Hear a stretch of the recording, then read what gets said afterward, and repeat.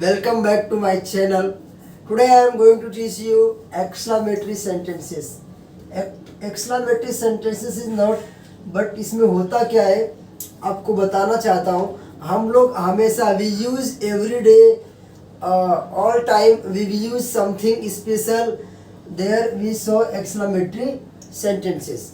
हम लोग कभी भी लाइफ में रोज में किसी भी चीज़ को जब इस तरह से बोल रहे हैं, कोई भी चीज़ बहुत ज़्यादा अचानक में ऐसा कुछ दिखाना चाह रहे हैं, बताना चाह रहे हैं, कोई चीज़ कैसे हो गई, उसके लिए क्या करेंगे, एक्सक्लेमेटरी सेंटेंस को यूज में लाते हैं. तो कैसे लाते हैं वो आपको बता रहा हूँ.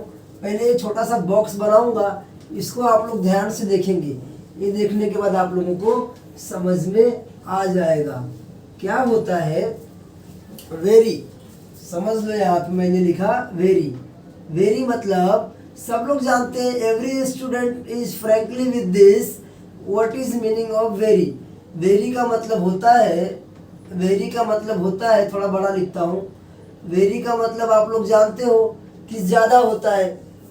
वेरी का मतलब ज़्यादा होता है. वही बता देता हूँ आप लोगों को. वेरी टू, TOO है यार. Very too and so. These three words meaning is same approximately. Approximately क्या होता है, लगभग ये सब एक दूसरे के इक्वल माने जाते हैं. लेकिन यहाँ पे हम आपको एक्सक्लेमेटरी सिखा रहे हैं, तो इसलिए बता रहे हैं कि कभी सेंटेंस में अगर वेरी ना आया, उसको ना आके कभी सपोज आप लोगों को इस तरह से फाइंड करोगे, then how you will solve and you will make their exclamatory. Therefore, I am telling to you these all three words. Suppose in sentence we will find very, there we will use how. How. Very मतलब क्या होता है, बहुत. और how मतलब क्या होता है, कैसे. मतलब कैसे अगर हम बोलते हैं, जैसे किसी का इंसिडेंट हो गया, कोई एक्सीडेंट हो गया, इंसिडेंट हो गया, कोई अचानक में घटना घट गई, ऐसी बात हो गई, तो हम लोग क्या बोलते हैं, हाउ, कैसे हो गया. हाउ डिड हैपन दिस बोलते हैं ना, हाउ डिड हैपन दिस, ये कैसे हो गया. और वहीं पे अगर एक्सीडेंट, अगर कोई बड़ी बात हुई तो बोलेंगे this is very dangerous accident. Very को भी हमने यूज किया, बस बात क्या है, दोनों को थोड़ा प्लेस चेंजेस है, बाकी बोलने का तरीका, मीनिंग जो हमारा है, जो कहने का मतलब हो रहा है वही था जब वेरी था, और बाद में हाउ भी लगाए हम तो भी मतलब वही था. तो क्या करेंगे, अगर दूसरा कुछ दिया रहेगा इस तरह से, अवेरी. अवेरी अगर दिया है बच्चा, तो अवेरी की जगह पे लिखेंगे what a. What a, what ए लिखेंगे. इस तरह से हम सेंटेंस जो है हमारा बनेगा.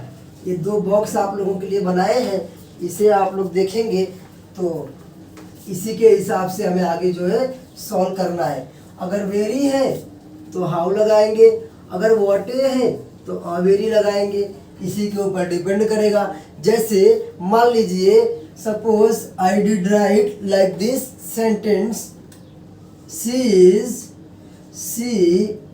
is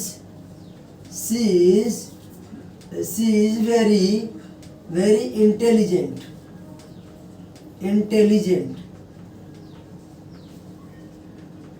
I did write like this sentence, she is very intelligent. Means I am going to indicate someone else. She is, suppose नहीं, वो गर्ल ही है, she is girl. she use करेंगे, she is the pronoun form of noun. Noun का ये क्या है, pronoun है, सी. तो जब सी को यूज करेंगे, सी इज वेरी इंटेलिजेंट, मतलब कोई लड़की है वो ज़्यादा इंटेलिजेंट है. तो कितनी ज़्यादा इंटेलिजेंट है वो बताया जा सकता नहीं है, इसलिए वेरी किया. ठीक है ना. तो क्या करेंगे, तो फिर इसको हम लोग ने सिस्टम कैसे है, अगर एक्सक्लेमेटरी में लेके जाएंगे तो हाउ से start with how. First of all we will remove very. Very को हम लोग क्या करेंगे, यहाँ से रिमूव करेंगे, और at the place of very we will write how. How लिखा, उसके बाद सीधा आगे जाएंगे। हाउ इंटेलिजेंट, हाउ इंटेलिजेंट, इसका आंसर है how intelligent, how intelligent, how intelligent. अगर यहाँ से हम यहाँ पे आए और फुल स्टॉप, यहाँ से फिर क्या करेंगे, बैक जाएंगे, फुल स्टॉप को भूल जाएंगे, उसके आगे ये करेंगे, क्योंकि पहले तो वो असर्टिव सेंटेंस था ना, अब उसको हम लोग किस में लेके जा रहे हैं, एक्सक्लामेटरी। तो क्या करेंगे, सी इज, सी इज, सी इज लगाने के बाद हमें एक्सक्लामेटरी ये साइन लगाना बहुत ही ज़्यादा ज़रूरी हो जाता है। तो अब क्या इसका मतलब बना, सी इज़ वेरी इंटेलिजेंट, वो बहुत ज़्यादा इंटेलिजेंट है, चालाक है, तेज है। चाहे स्टडी में हो, स्टडी में ही लगभग बोला जाता है इंटेलिजेंट के बारे में, बाकी चालबाजी करोगे तो उसमें थोड़ी ना कोई इंटेलिजेंट बोलेगा, तो स्मार्ट हो जाएगा। तो देखते अब how intelligent she is, how मतलब कितना, हाउ मतलब भी क्या हो गया, हाउ मतलब भी हो गया हमारा कितना, हाउ इंटेलिजेंट सी इज, कितनी चालाक वह है। देखो तोड़ दिया, तो कितनी चालाक वह है, इज मतलब है होता है, तो बता दिया कट टू कट। तो कभी भी याद रखना students, whenever always remember, you are going to change one form to another form। Sentence को एक फॉर्म से दूसरे फॉर्म में लिखने पर सिर्फ तरीके बदलते हैं, बाकी मतलब कभी भी नहीं बदलता है।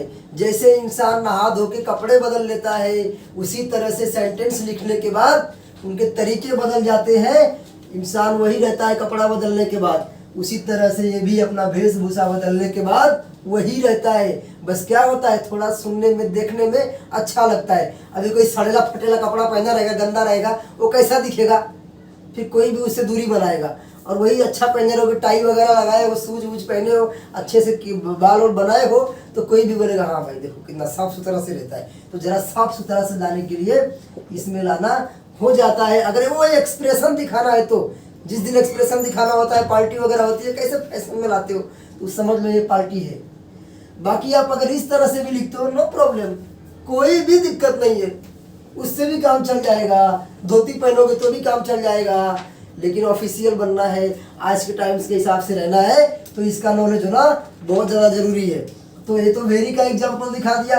अब हम लोग देख लेते हैं एक व्हाट ए, अगर अ वेरी आ जाएगा, अगर हमारे पास अ वेरी सेंटेंस में मिलेगा, then what we will do, how it will solve.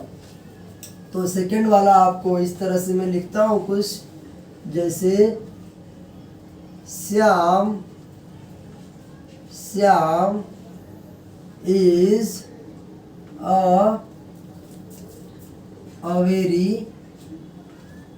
Very good teacher. देखो यहाँ अच्छा लग गया टीचर मेरा, समझ के ले लो थोड़ा। Shyam is a very good teacher, Shyam एक बहुत ही अच्छा टीचर है, मास्टर है, इस तरह से बोले। तो इसमें हमारा क्या है बच्चा, finally we did find here a very. In sentence we are going to observe if here is a very, then directly we will go with what a. What a के पास जाएंगे, और व्हाट ए के पास जाने के बाद हमारा शुरुआत ही वहीं से हो जाएगा, जहाँ से अ वेरी था वहाँ पे आ जाएगा व्हाट ए।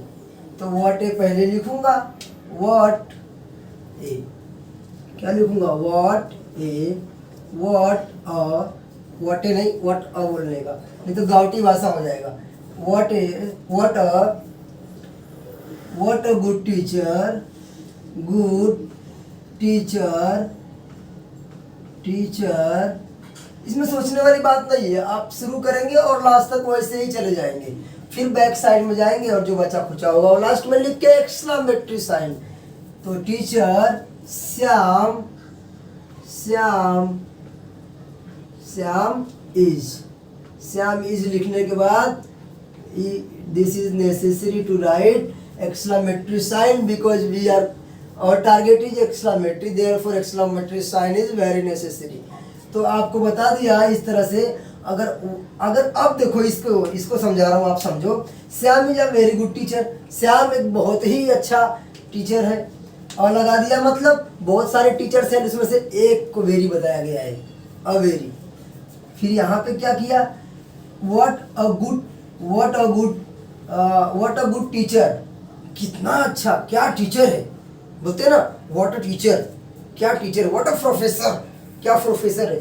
तो what a good teacher Shyam is, क्या क्या अच्छा मास्टर है श्याम, क्या अच्छा मास्टर श्याम है, क्या अच्छा, कितना अच्छा है।